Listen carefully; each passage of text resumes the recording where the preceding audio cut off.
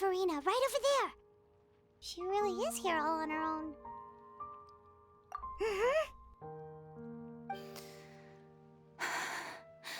Should I just give up? This is all meaningless. What was meant to happen did happen after all. Everyone's dead. I'm sorry. I am so sorry. Give up, Furina. There's no point in holding out. I'm sorry. But what can I even do other than to repeat meaningless apologies over and over?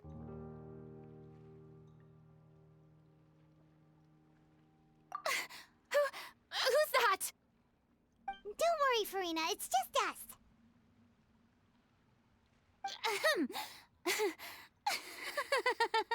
So it is you, blonde traveler from another land.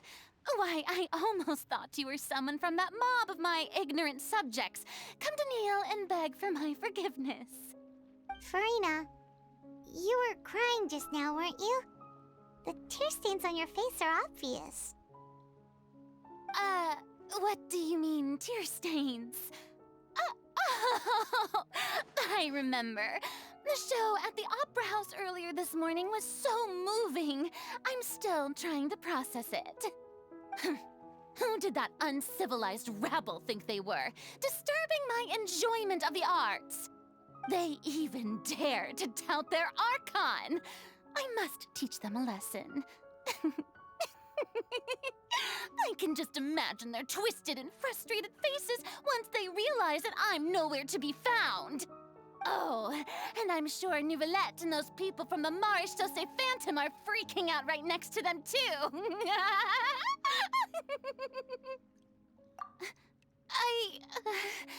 Of course not.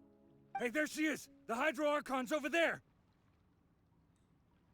Quick, after her! Furina, those people seem to be after you. They are? They're just some rabid fans who want to cut the line because they haven't been able to meet me in person, aren't they? That's against the rules. I can't let them get their way. Furina just ran off. Quick, we have to catch up with her.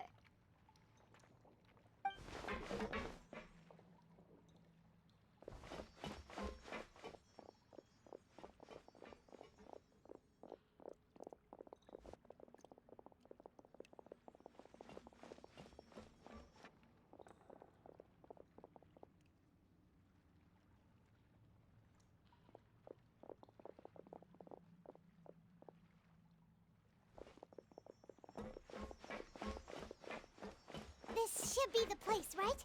Hey, Furina! There's a good hiding spot over here. Quick, come to Paimon before the rest of them catch up to you.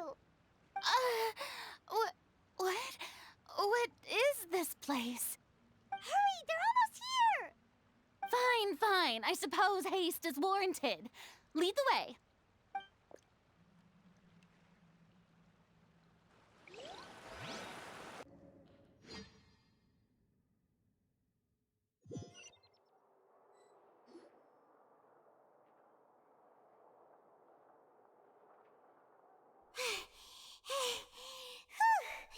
Paimon's exhausted.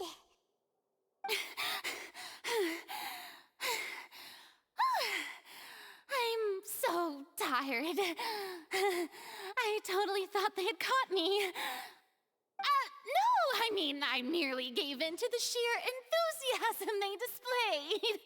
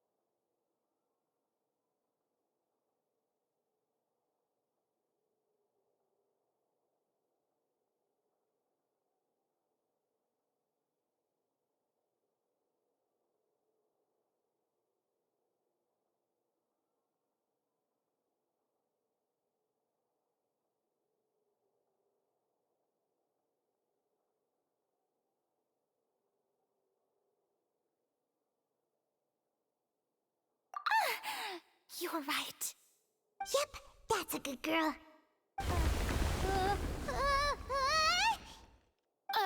What's happening? The ground's shaking. Is it an earthquake?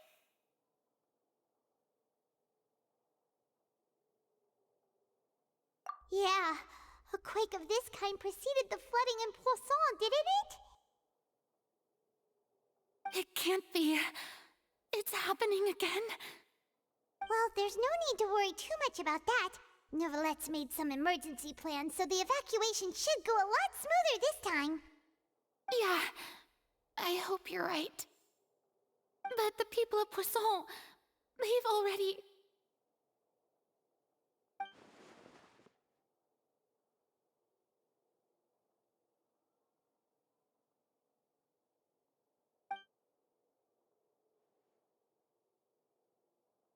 It's true.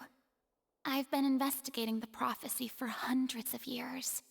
I once had informants all over Tevat, searching for clues and feeding information back to me. I've tried all kinds of ways, too, to hold back the sea. Anything to keep the coastline from advancing.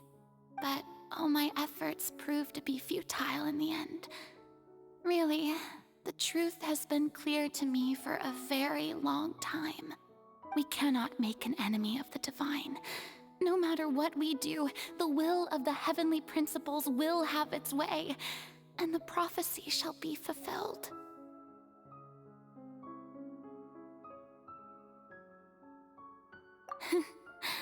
Give up. I do love the sound of that phrase. It would mean finally coming to terms with fate, but also for me to finally be free.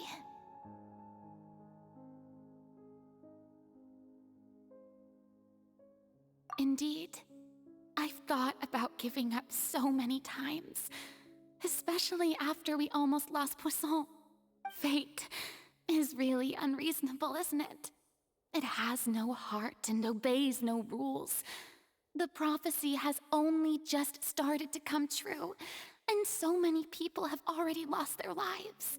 But just now, it all became clear to me.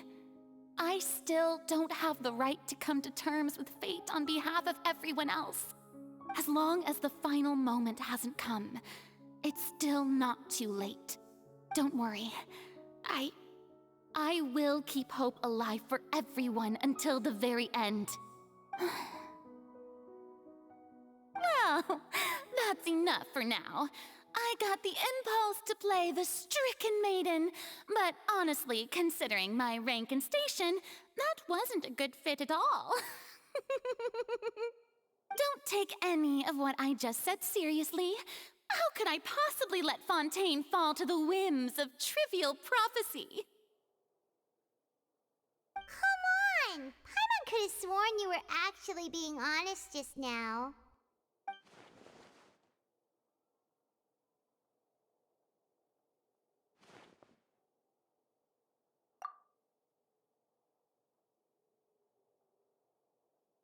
Share my burden. That's impossible. It was fated right from the start that this would be my duty alone.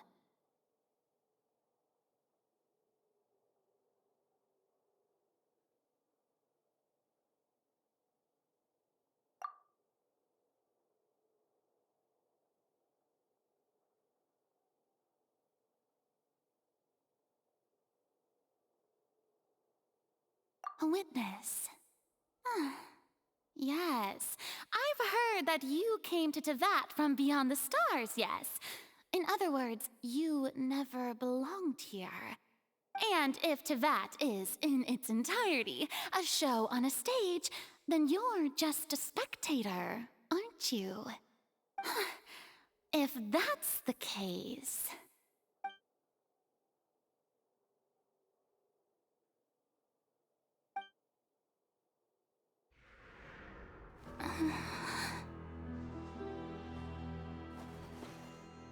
I...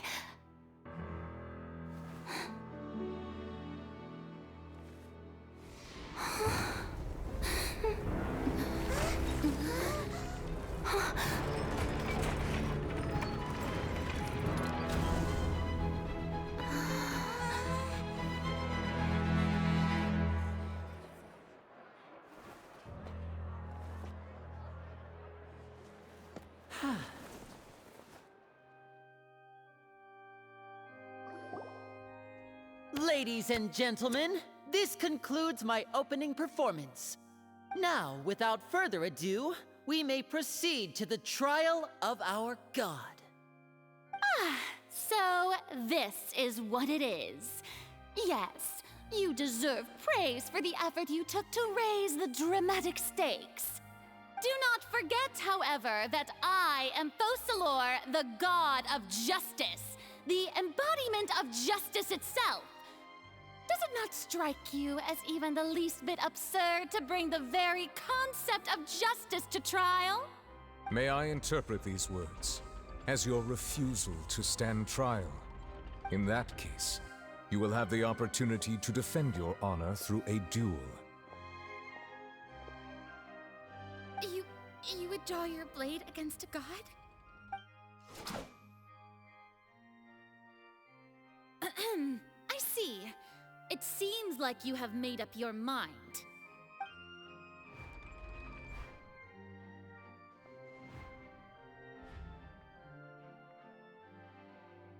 Paimon can't believe it. She just surrendered. What the heck is going on? Did I just see an Archon surrender to a human? Wow, how utterly humiliating. Lady Furina, what is the meaning of this? Shh. It would seem that there has been a misunderstanding. To be clear, the raising of both hands is not always an indication of surrender. Looking for excuses again, huh? I raised my hands just now to indicate my acceptance of the trial. No duel shall be necessary. I will admit that I've been running away for a long time. I'm sorry, everyone. I was unable to protect the people of Poisson. It is my duty to stand trial for my crimes. You are not the only ones to be disappointed in me. I, too, am exceedingly disappointed in myself. But now, it is time for the Hydro Archon to show you her courage and resolve. I, Furina, will use this trial to show the world the true meaning of justice! This time, I will protect you. Applaud and rejoice. One of the most outrageous and fantastical arcs known to the opera epiclese is now unfolding before your eyes. Mark my words, this shall be one of the most exhilarating and brilliant shows ever to grace the stage of Fontaine. The trial of the Hydro Archon, Focalor, will now begin! Woohoo! Oh, now we're making history! Why does it feel like Furina just took over the whole thing? Like, come on! Didn't she just get forced to stand trial for her crimes? Also, even though she's still acting super dramatic, she is taking this seriously this time, right? All right, then. Who will be my opponent in this trial? The court asks the prosecutor to please take the stand. Is that so? Very well. Then please speak, witness of Tivat, my accuser and fated opponent.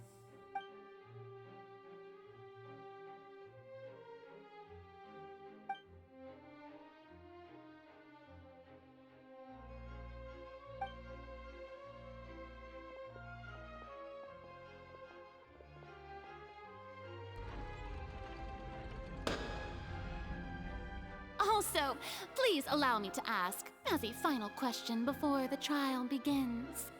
Just how much work did you do to force me onto this stage? Well, we did do a lot of prep after the meeting that day.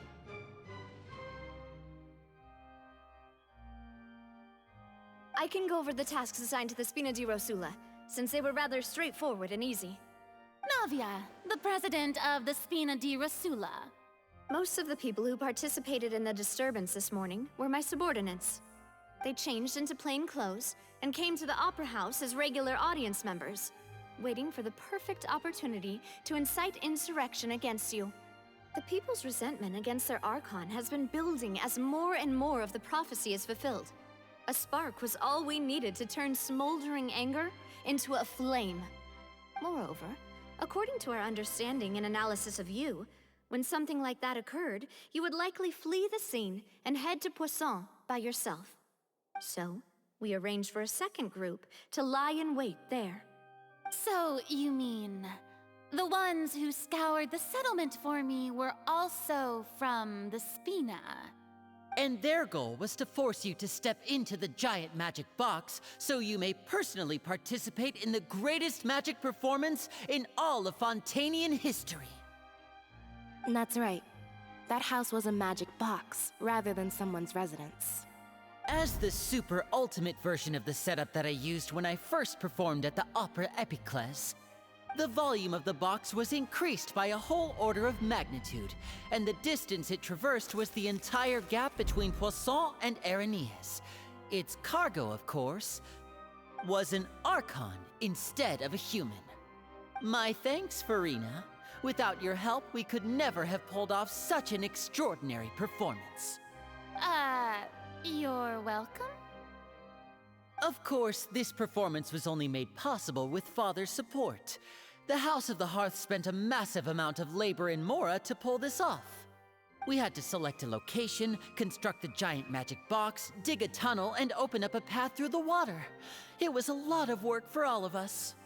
So, in other words, the earthquake that we felt within the giant magic box was just a normal tremor from the transportation of the whole house? That's right. It wasn't a sign of another disaster to come. Then, I can guess Nervilette and Cloran's parts. You gathered a crowd, prepared a stage, and made sure that the champion duelist would be immediately ready for a fight.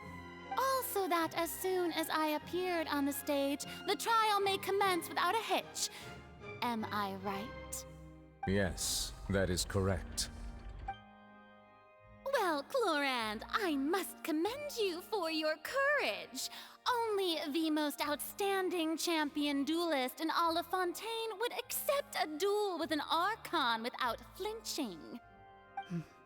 Thank you. As for you, Traveler, I suppose your role was to keep me distracted with conversation once you found me in Poisson. You'd make sure that I didn't notice anything amiss before revealing yourself as my prosecutor once we'd arrived onto the stage.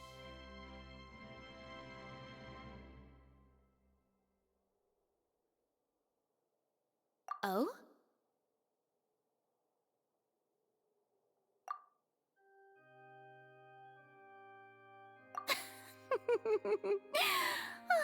Is that so? Then I suppose I must have missed my final chance. It's fine. It matters not. What's done is done. The stage is already set, so there's no reason to disappoint the audience. Let's see this trial through to the very end.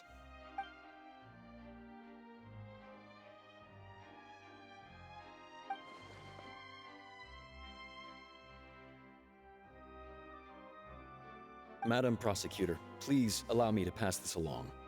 This is a document that Miss Charlotte applied for and received permission to share with you during the trial. According to her, it should speed up the proceedings. Huh? Charlotte wanted to give us something? Oh, so she's here too! Hey, Charlotte! Oh, Leb Hymansi. Isn't this the exclusive interview that she did with us before? So she's already finished it, huh? Oh, wait. Then that means this document is a perfect timeline of everything that's happened ever since we stepped foot in Fontaine! So in other words, we can refer to this anthology of evidence every time we want to. Let's quickly confirm the information in it. Just think of it as a refresher, alright? You defeated the Hydro Archon in the very first duels you took part in at the Opera House. That's one for the history books, all right.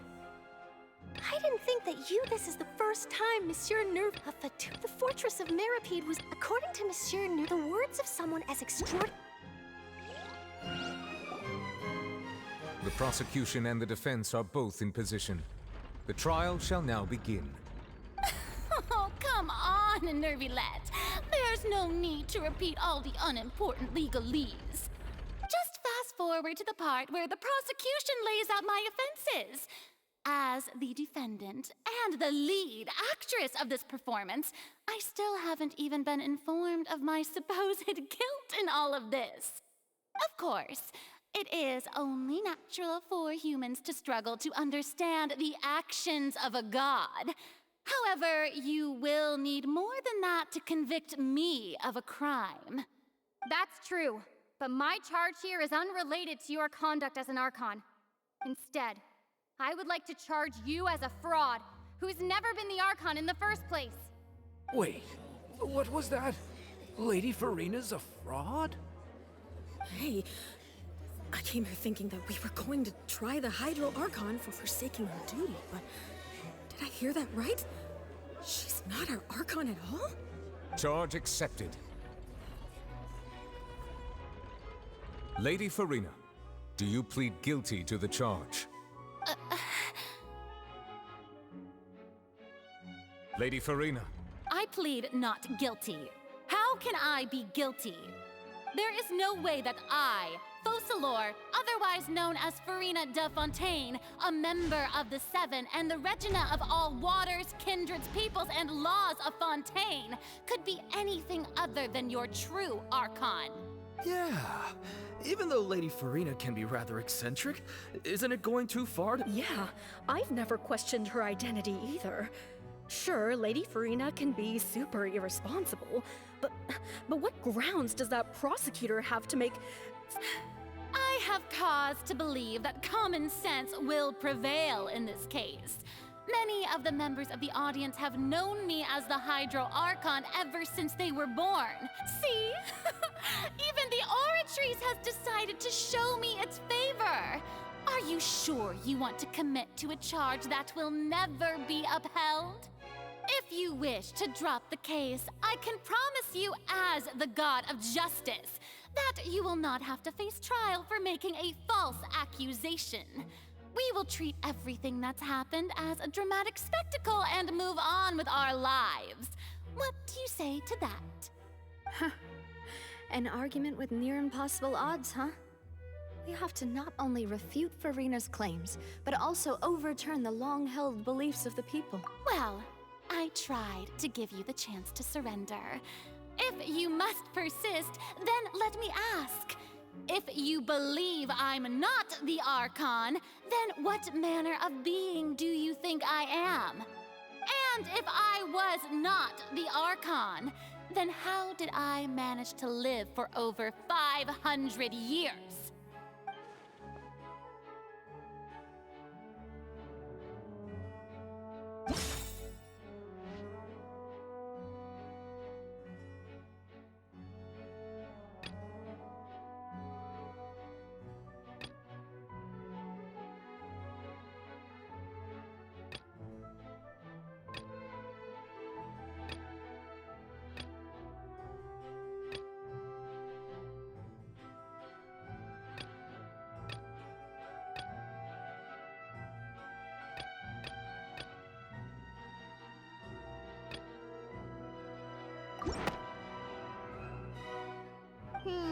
That doesn't sound right.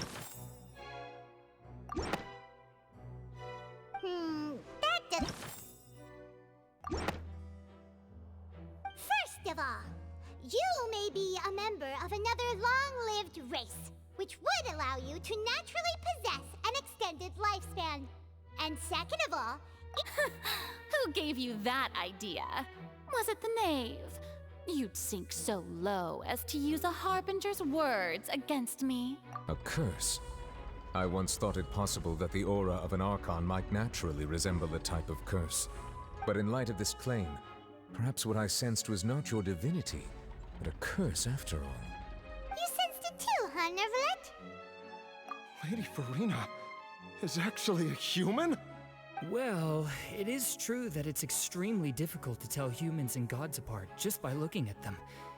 It's not impossible.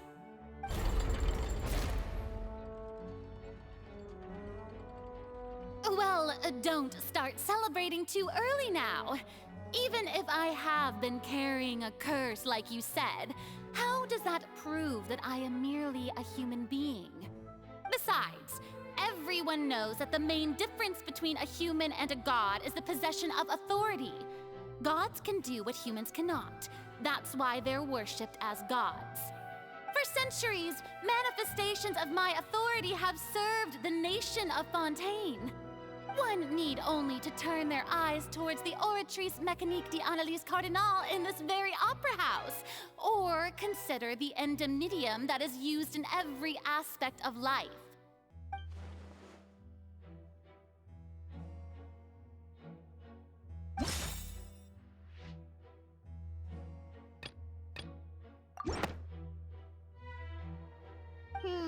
That doesn't sound...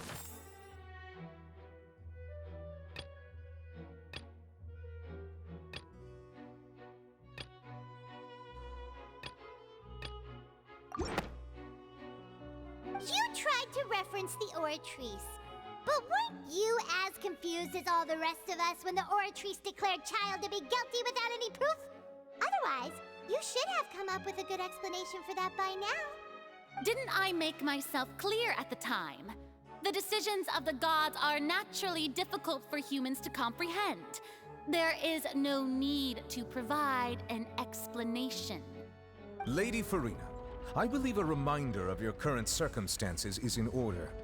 While the court is in session, the principles of justice and the law must come before all else. While you are an Archon, you are also first and foremost the defendant in this trial. You will prove yourself unable to defend against the prosecution's charges if you continue to withhold vital information against the rules of the court. I never thought you'd use that kind of rhetoric against me. That was no trick of rhetoric, Lady Furina. I've merely reiterated the rules of the court. Rules that all should respect and follow.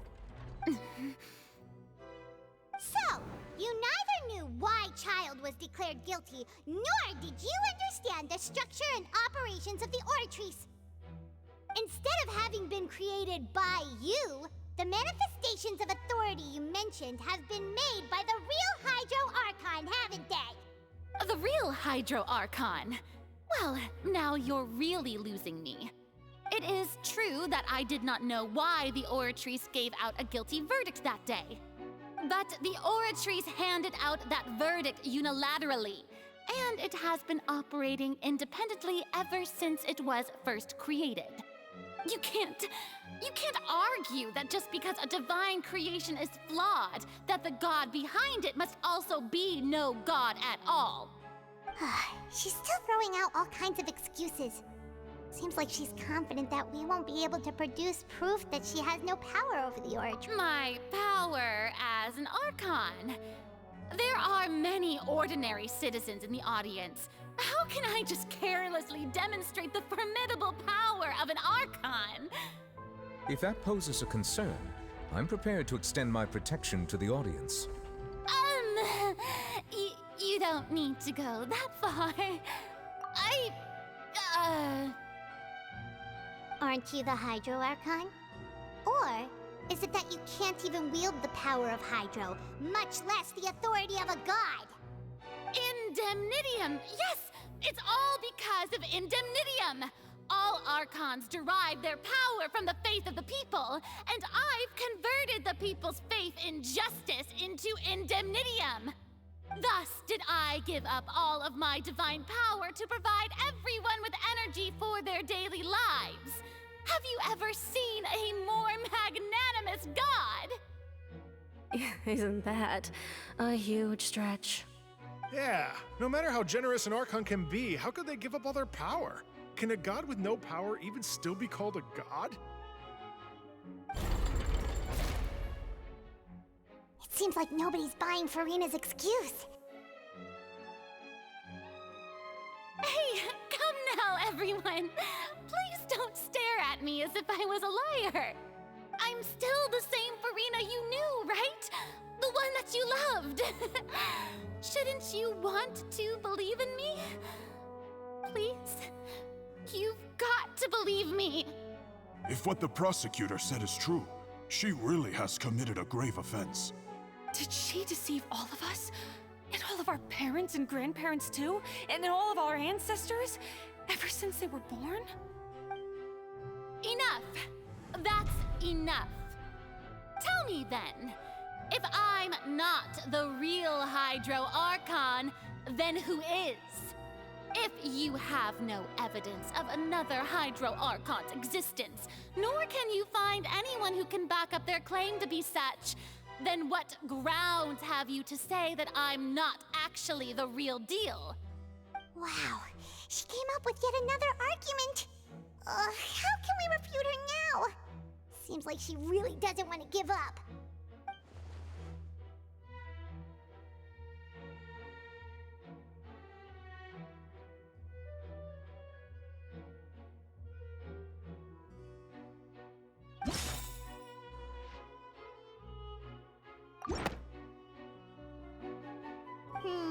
That doesn't...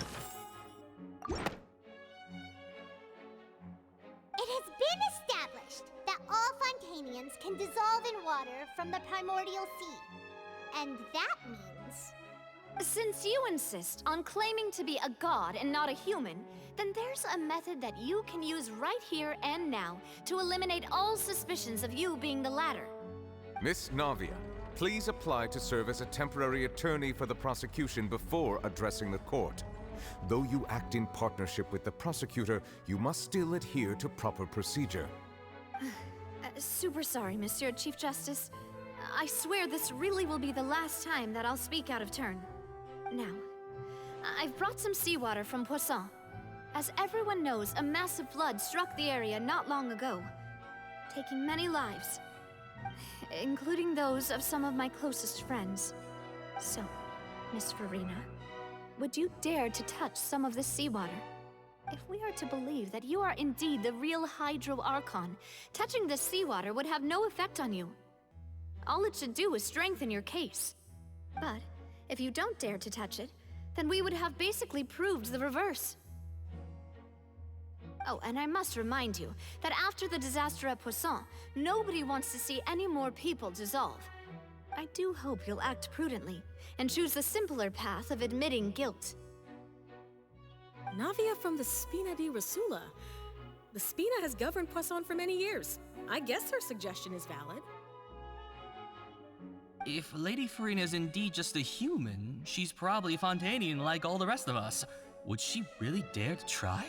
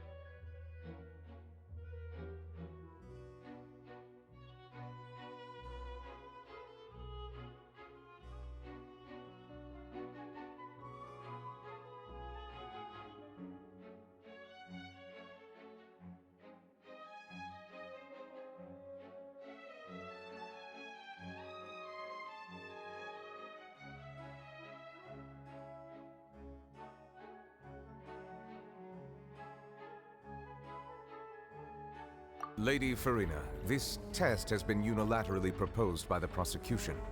As it falls outside the realm of standard court proceedings, you possess the right to decline participation. Well, of course he had to tell her that. But refusing to participate is basically the same as a confession of guilt. She's just staring at the water without saying a single word. It really does seem like she's quite terrified of it. That could only mean... What's going on? Is she really planning to... That's not what we thought she would... Due to the inherent risk of the test, Lady Furina, you may... Hey!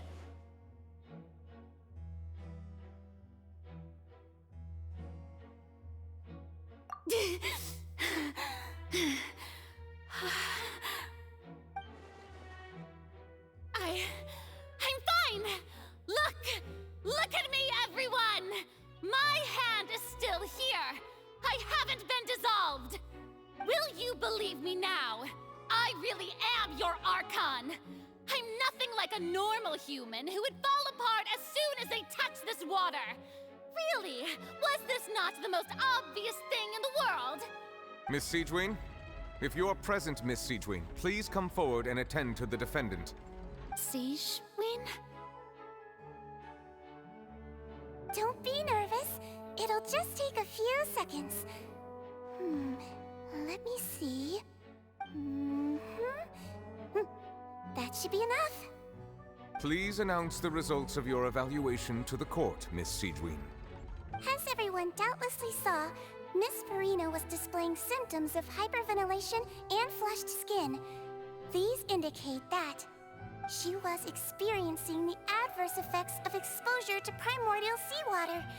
The extent to which she was affected is the same as other humans when exposed to primordial seawater of a similar concentration. Thank you, Miss Siegewin.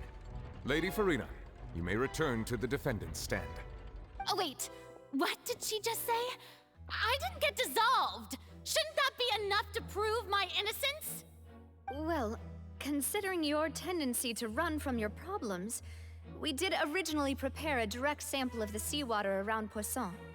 However, after extensive discussion, we exchanged it for a sample that is not concentrated enough to dissolve an actual human. After all, on the off chance that something entirely unexpected might occur, we don't want anyone else to lose their life to the sea. Yeah, so out of regard for Furina's life, you secured a low-concentration sample and asked the head nurse to serve as an expert witness.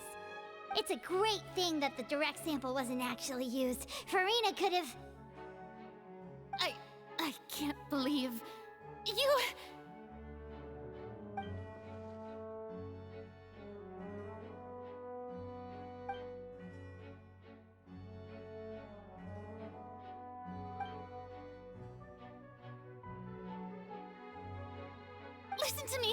Listen to me, everyone. Please don't give me such cold and disdainful looks. What happened just now didn't prove a single thing. Think about it. How can you conclusively prove that an Archon can't also be affected by the primordial seawater? Also, if I was really just a human, why would I dare to just put my hand in that kind of water?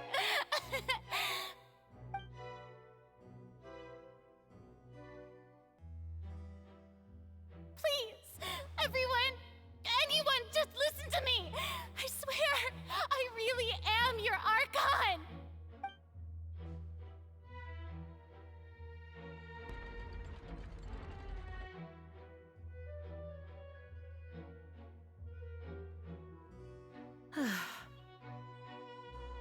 I don't think anything she says at this point will sway anyone. The odds are just too stacked against her now. With all the things that have been said, Paimon doesn't think there's any way left for Furina to win. I believe the time for arguments and presentation of evidence has come to an end.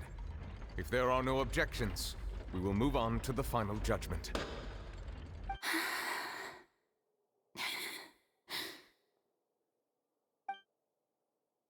I don't think anything she says at this point will sway anyone. against her now.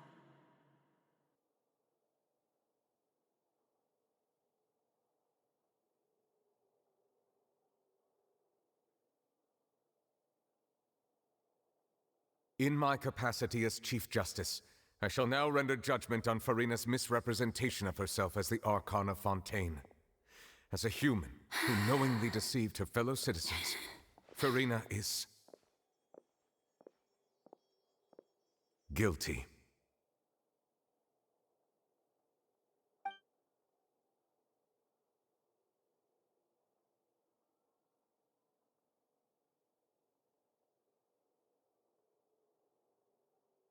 We shall now turn to the Oratrice Mécanique d'Analyse Cardinale to render the final verdict on the charges.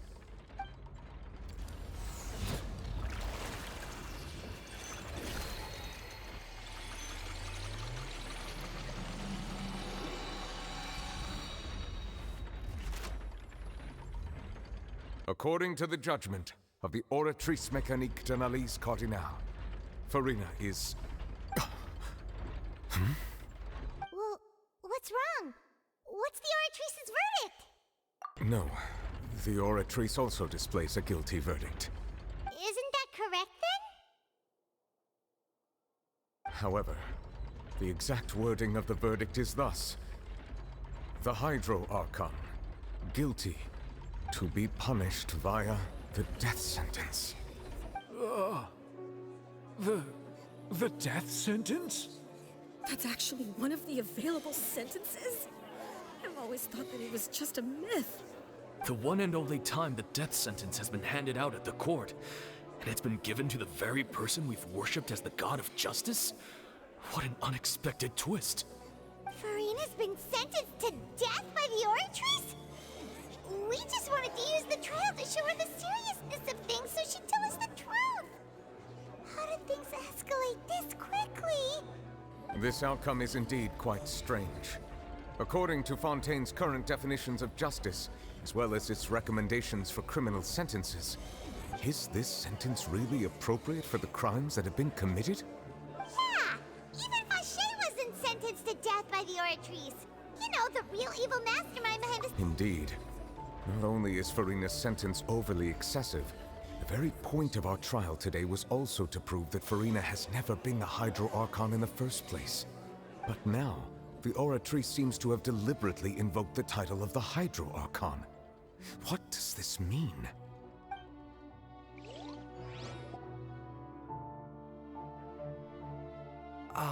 Excuse me, if I may interrupt. Is the trial still going? Fremine! You finally made it. I assume this means you've completed your mission? Mm-hmm. Any mission Father assigns to me will always be top priority.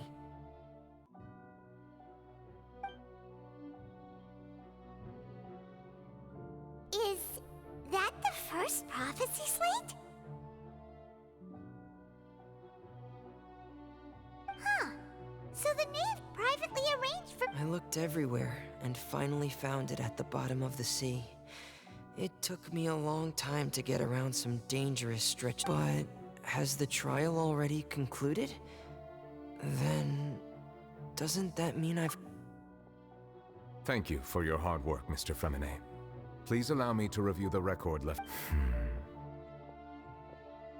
Traveler, I believe that you have already seen the other existing slates, and would like you to come here and confirm their contents.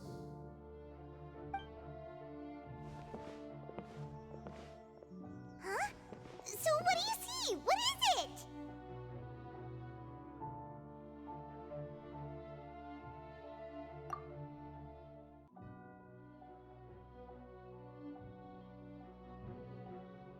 I believe I've now made sense of the Hydro Archon's crime.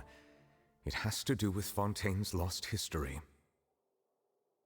Huh? Isn't the Hydro Archon just guilty of deceiving her people? Oh, wait, no, that's Furina, and we've already proven that she's not the Hydro Archon. So when you say Hydro Archon, do you mean the real Hydro Archon we've been kinda talking about?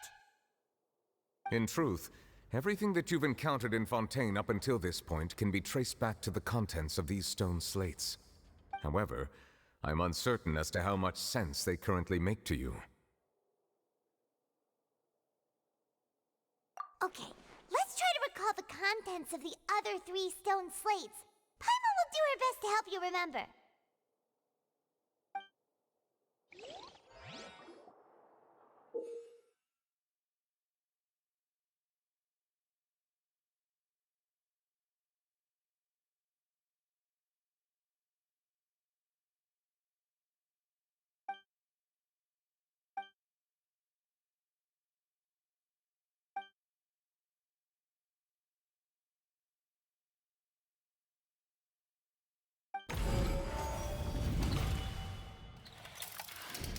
The first stone slate describes what you just said.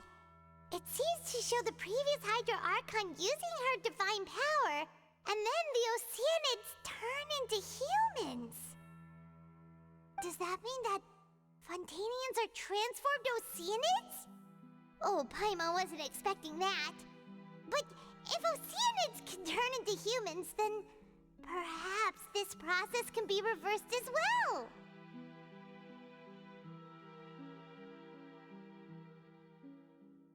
The second stone slate shows Celestia floating in the sky, and the Hydro Archon and her people worshipping it together. But the heavens still brought judgment down upon them. This must be the point when the Hydro Archon and the Fontainians were branded with their original sin. Does this mean that the original sin and the Hydro Archon sin are the same thing? The third slate shows the Hydro Archon sinking into the sea surrounded by many people. That reminds Paimon, didn't we also watch that happen to someone else? Well, the fourth slate is the prophecy the Fontainians have been talking about. People dissolving into the sea, the Hydro Archon crying on her throne, and so we didn't believe that such a crazy disaster could happen at first, did we? But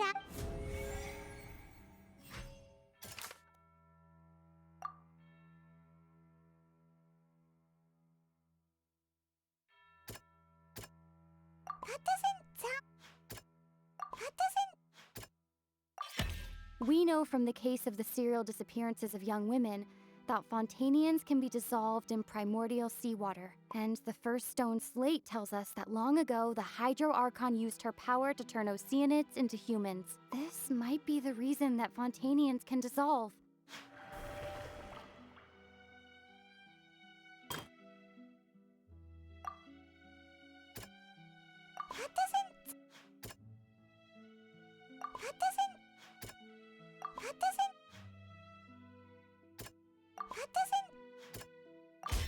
Perhaps what is about to take place has all happened before. The true sin of the Hydro Archon that Nervilette mentioned, and the original sin cast down on the people of Fontaine by Celestia, as recorded on the stone slates.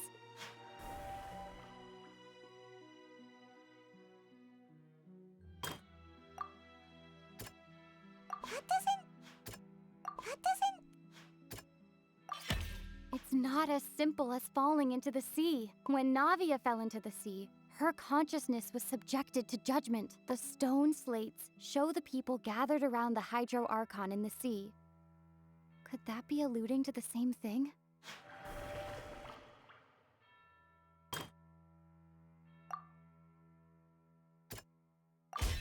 The prophecy from the stone slates found its way into society, but not many people believed it at first. The fortress of Meropide was nearly flooded with primordial seawater, which we know can cause Fontainians to dissolve.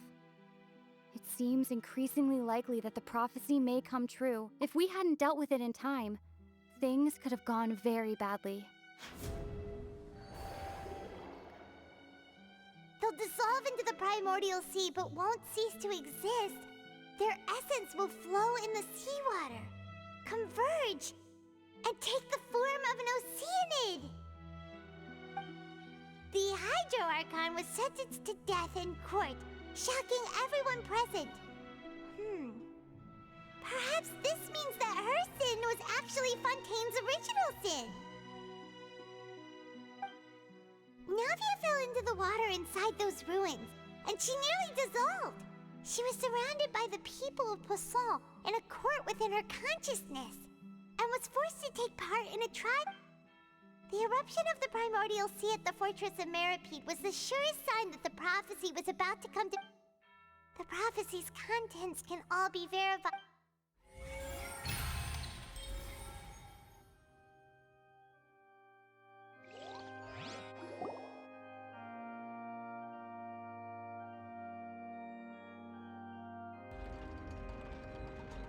Huh? Oh, Paimon gets it now! So that's how you can make sense of it! But then it feels like we're going to have to share some truly shocking revelations. Let's hear them. Incredible. Linny, did you hear that? We're not real humans. All Fontanians were originally created by the late previous Hydro Archon, with Oceanids as their basis. The evidence for that can be found in how only Fontanians could dissolve in primordial seawater, and how all the girls Vacher dissolved were also turned into Oceanids.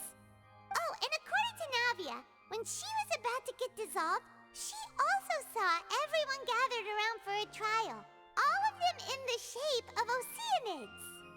Indeed.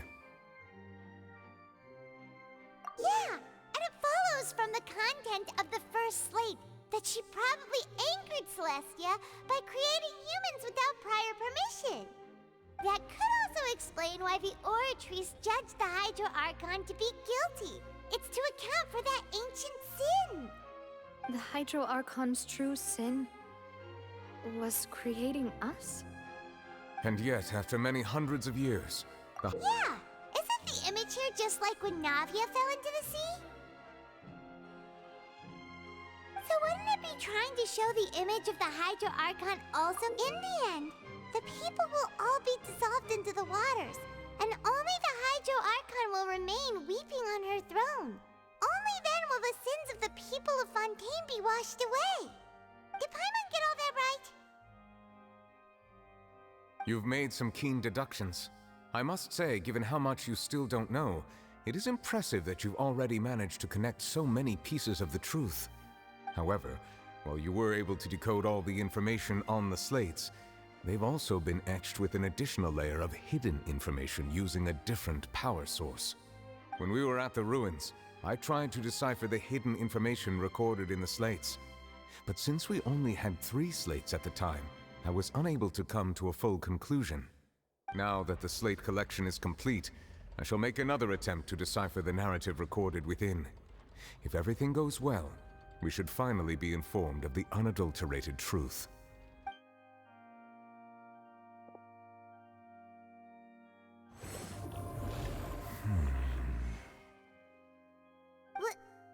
Well? Did you get it? I believe I should share this truth not only with you, but with all the people of Fontaine as well. I will try to briefly summarize it for you.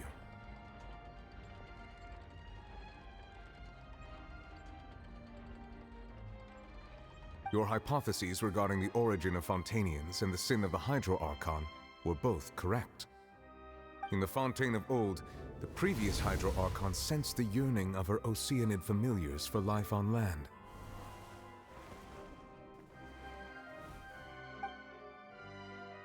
The Oceanids were enamored with the beauty and romanticism of human beings, and wishing to have those experiences for themselves, expressed to the Hydro Archon their desire to become of a similar kind.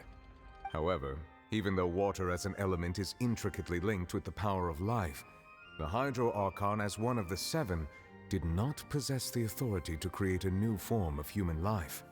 Not one to give in, she eventually found a way to create permanent humanoid bodies for her familiars by appropriating the power of this planet's primordial sea. She poured primordial seawater into the Oceanid's blood vessels, creating humanoid mimics in the process. But if Fontanians were to ever come into direct contact with water from the primordial sea, the power within their bodies would escape these artificial restraints and return to the sea. As a result, their forms would collapse, and they would be reverted to their original forms as Oceanids. Of course, the Hydro Archon never received permission from the heavenly principles to create a new human race. And thus, the Hydro Archon and all of her creations came to shoulder the original sin of appropriating the power of the primordial sea. That is the true history of how the people of Fontaine first came into being. So we were all Oceanids before we turned into human beings? That's way too much information for me. I think I'm just going to pretend that I never heard a single thing. Wait, but if that's the truth, we can't let the Hydro Archon be sentenced to death. After all, her only sin was creating us. This really might be too much information for your regular Fontainian, but it does answer a lot of our questions. Alas, your hypothesis regarding the third and fourth stone slates was inaccurate. The slates' respective positions are, in fact, correct.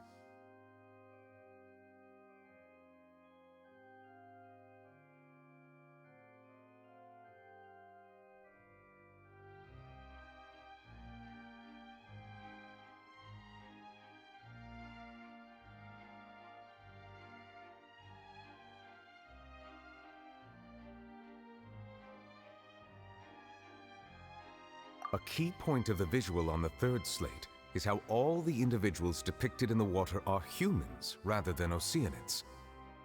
They have not been dissolved, which implies that the water depicted in this slate is not water from the primordial sea. The nation of Fontaine is the nation of Hydro, as well as the nation of trials and justice. Instead of being the literal element, the water in the scene symbolizes judgment and justice. You may also recall Navia's experience. When she fell into the sea, her consciousness was surrounded by that of many others who intended to hold a trial to determine her fate. Therefore, the meaning of the third slate is that the people of Fontaine shall try the Hydro Archon at the court of justice.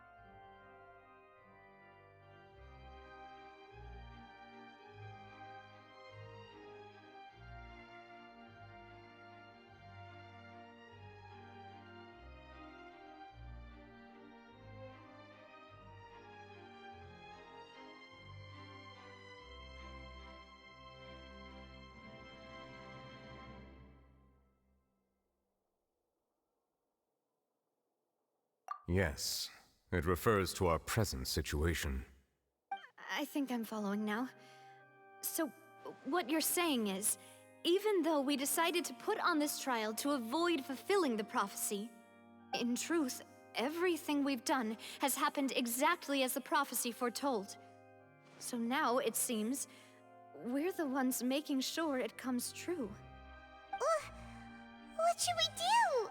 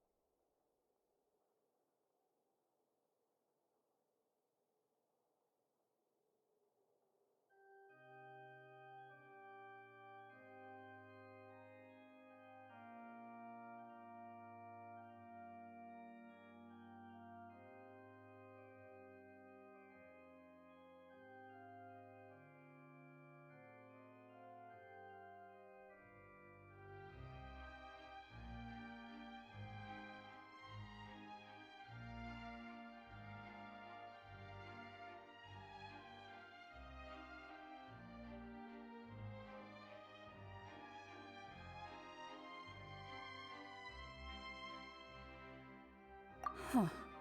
No matter what, the prophecy will be fulfilled. Is this what it feels like to be a prisoner of fate? If that's the case, does that mean the scene in the fourth slate will also be fulfilled soon? Traveler, I would like to point out another small fallacy in your deductions. About the fourth slate, you probably thought that the eruption of primordial seawater beneath the fortress of Meripede served as the surest sign that the prophecy was about to come to pass, yes? However, I believe that rather than being a sure sign, that eruption could in fact only be a small warning of something far worse to come. As for the root cause of the catastrophe, I believe...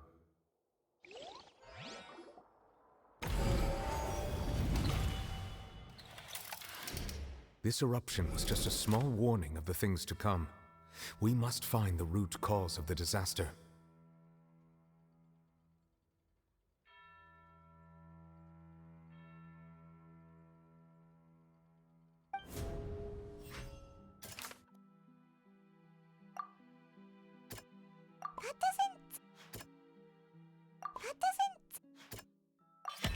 It was both dream. If we're talking about a true culprit, that could only be that thing inside the primordial sea, right?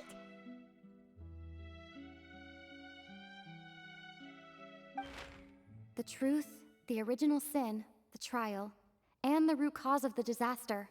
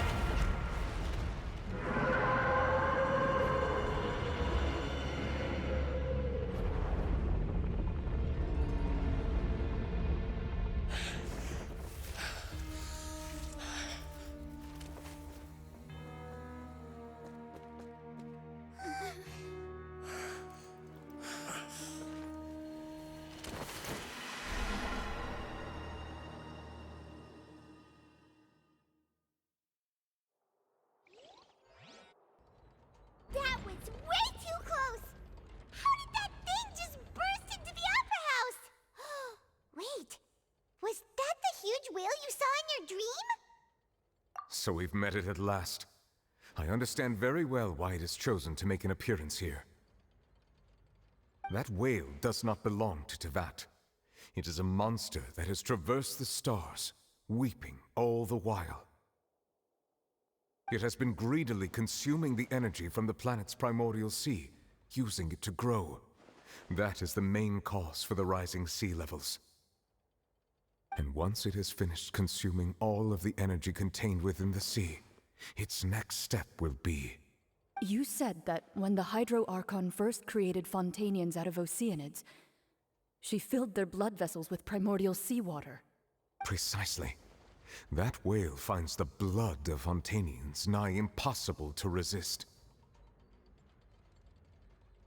Therefore, when it left the primordial sea, it decided to make its next stop a packed opera house full of food. Food in the form of Fontanians. We just barely managed to push it back, right?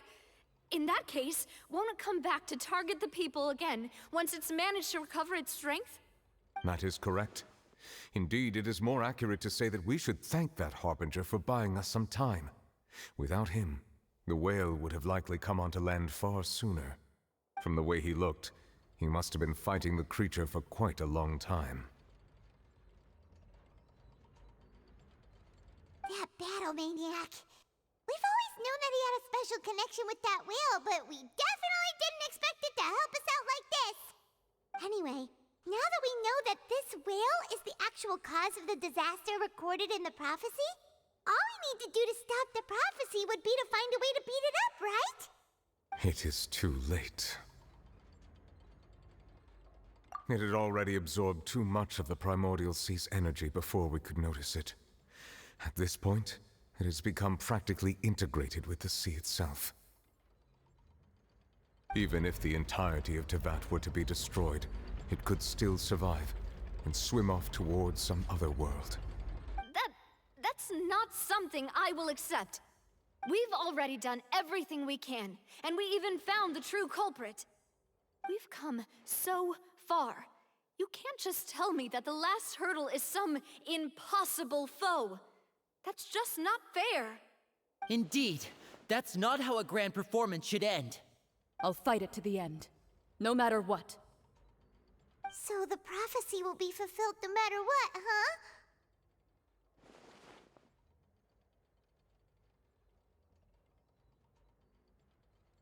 The prophecy, yes, what has been prophesied will be fulfilled. You may view such things as the history of the future.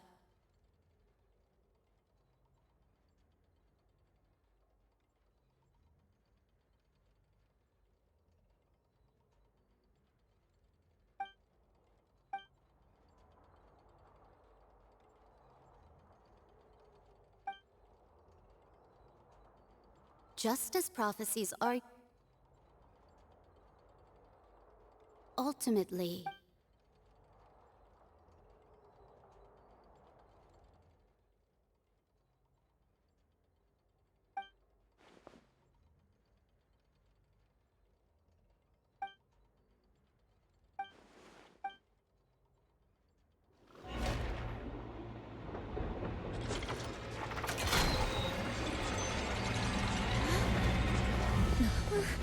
What's happening with the aura trees? I believe it is preparing to carry out the death sentence.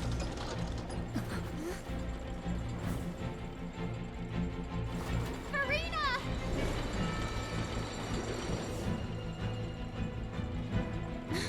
No, I still need answers.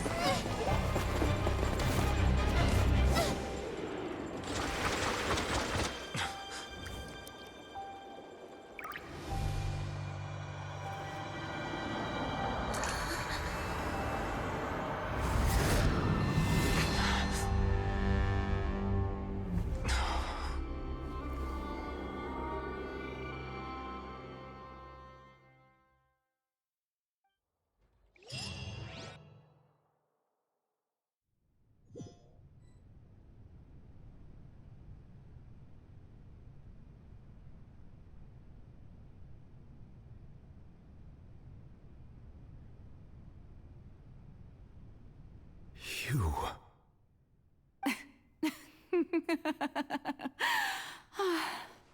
Sorry.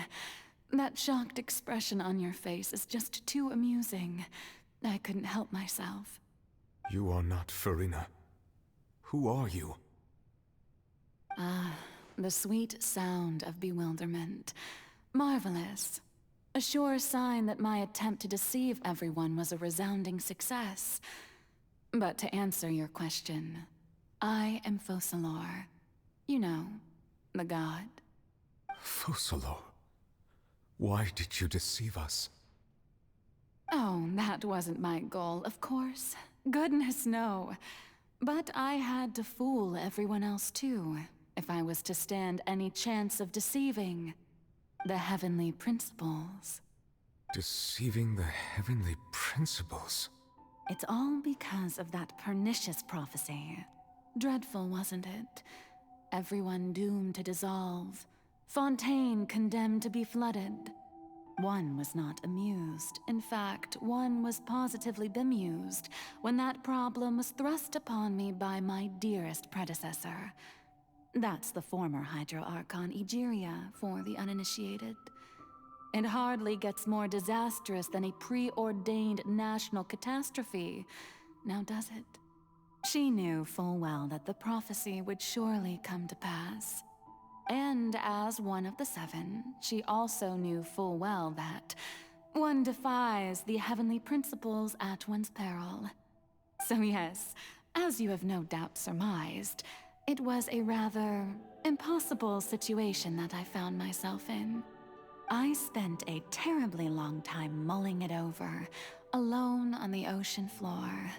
And I was almost growing barnacles by the time I finally realized there was only one possible solution to this confounding conundrum. I had to outwit the heavenly principles, allow the prophecy to be fulfilled, ostensibly at least, while saving everyone at the same time. I'm a genius, I know. I can only assume that's why Egeria chose me as her successor. Although, looking back now, it was hardly the inheritance one dreams of. Between the task of saving the nation, the quotidian duties of the Hydro Archon, and not to mention the original sin of creating a new race of humans, I dare say she left me quite a colossal mess to clean up. But one can only play the hand one is dealt. I did not choose this, any more than I chose to be one of her Oceanid familiars. So you were also once one of the Oceanids, transformed into a human by Egeria's hand. Yes, I was. I always dreamed of becoming human. And I still do, even now. In my eyes, to be human is to be part of the greatest opera ever known. After becoming a god, I separated my divinity from my body and spirit, leaving behind only a self that was as naive and bewildered as my past self on her first day as a human being. The me you see before you now is that divinity. And the human counterpart I left behind, I named Furina. She could feel joy, sorrow, and everything in between. She could be as vain and conceited, or as meek and vulnerable as she wished. Her strengths were of a kind only a human could possess, as were her shortcomings. But in my eyes, Furina's humanity was what made her perfect. She was perfectly human in every way. The person I always wanted to be. Anyway, so then I cursed her. All part of the plan, of course. The plan to deceive the heavenly principles. Do you still remember the final scene of the prophecy? The Hydra Archon alone, weeping on her throne. In order that the prophecy might appear fulfilled, I invited Furina to be an actress, to play the part of the Hydro Archon in the prophecy. Under the curse I placed on her, so long as I, Focalor's divinity, continued to exist, she could not die. But nor was she free to live her life in the pursuit of happiness.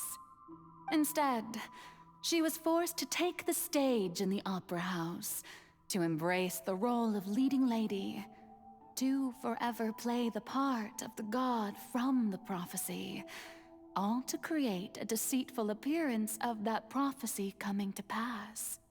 I suppose now you probably understand why your court is called the Opera Epiclese. But Furina is only human, isn't she? Even though she has had a long life, her mind is no stronger than that of any other ordinary human being. I cannot begin to fathom what she has had to endure. It must have been torture for her. It has indeed. And although she is, in a sense, me in human form, I most definitely owe her an apology for it. It's been 500 years, and all along, she's been playing her part in the most unimaginably long, unbearably lonely, and agonizingly painful opera of all time.